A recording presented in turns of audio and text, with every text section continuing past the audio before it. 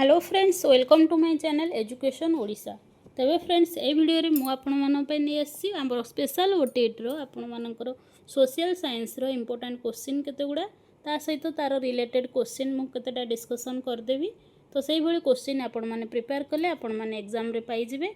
तबे चलंतु आरंभ करिवा वीडियोटी। ता पूर्वरु जदि चैनल रे न्यू अटंती तबे सब्सक्राइब करी पाखर थिबा बेल आइकन को प्रेस कर दियंतु काहेकि ना एही पूरी क्लास मु सब दिन नै आसीबी। तबे चलंतु आरंभ करिवा वीडियोटी।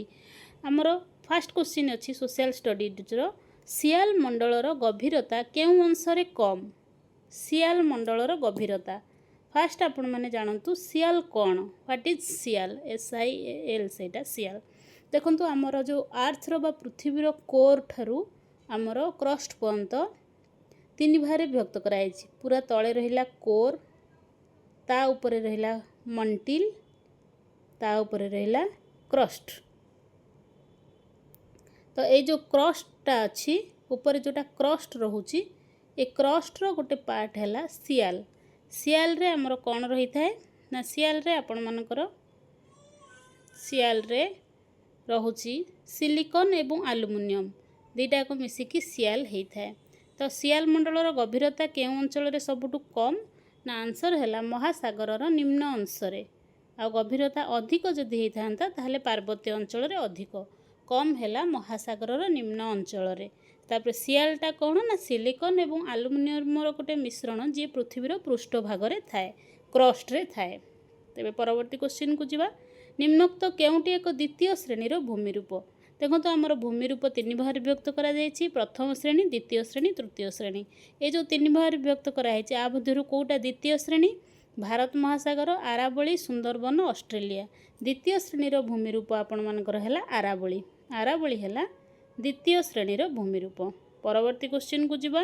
निम्नोक्त केउंटी क्रांति मंडलर विस्तृति अटे।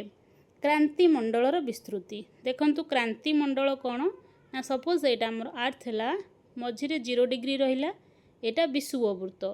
तापरे उत्तर को 23 डिग्री, दक्षिण को 23 half 23 degree half 23 degree half एटा नॉर्थ रहिला उत्तर को, आ 23 डिग्री हाफ रहिला आमर साउथ बा दक्षिण को।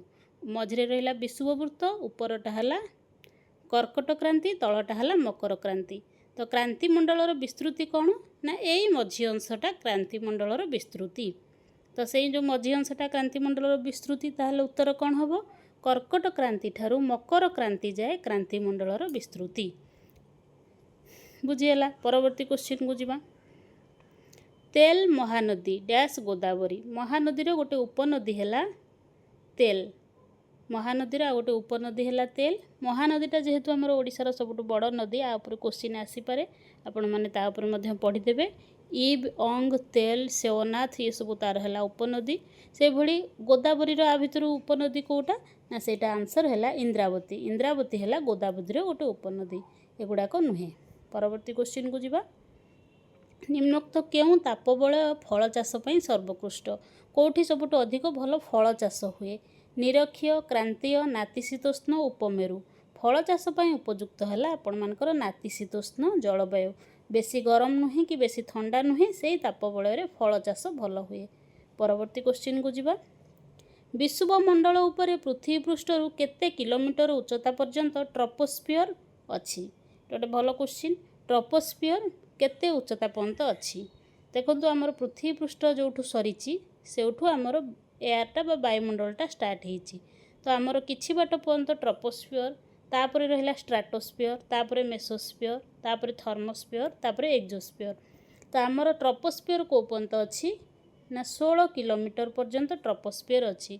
0 रु 16 पर्यंत रहिला ट्रोपोस्फियर, तापरे 16 रु आमर 50 किलोमीटर पर्यंत रहिला स्ट्राटोस्फियर, 50 रु 85 पर्यंत रहिला मेसोस्फियर, तापरे 85 रु 690 किलोमीटर पर्यंत रहिला आपण मानकर एक्सोस्फियर। मेसोस्फियर पर थर्मोस्फियर। थर्मोस्फियर 690 रु आमर 1000 किलोमीटर पर्यंत रहिला आपण मानकर एक्सोस्फियर। भल भाबरे मन रखंतु।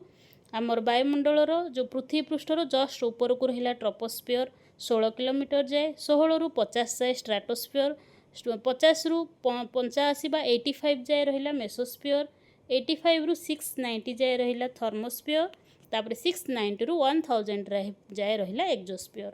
परवर्ती क्वेश्चन को जीवा पुणी से वायुमंडल रिलेटेड क्वेश्चन केउं बलय रे ओजोन स्तर अछि ट्रोपोस्फियर स्ट्रेटोस्फियर मेसोस्फियर थर्मोस्फियर हमर ओजोन लेयरटा स्ट्रेटोस्फियर रे अछि। जदि पड़ी थांता को लेयर रे को स्तर रे पाणीपाग आमर करा हुए आमर वायुमंडल सॉरी को लेयर रे वायुमंडल अछि ताहले हितांता ट्रोपोस्फियर किंतु ओजोन स्तर जोटा देइछि सेटा हबो स्ट्रेटोस्फियर।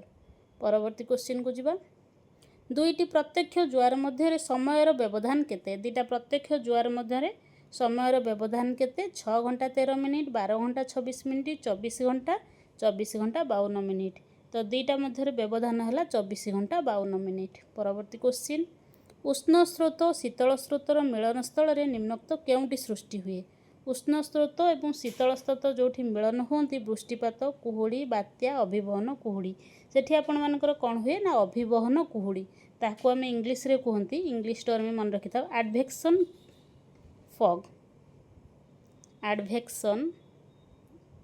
फॉग ताकू कुआ हुए सेटा कोठी ना उष्ण स्रोत शीतल स्रोतर मिलन स्थल उष्ण स्रोत कौन ना वार्म करेंट शीतल स्रोत होला कोल्ड करेंट मीटिंग पॉइंट जो हुए सेठी एडवेक्शन फॉग क्रिएट हुए।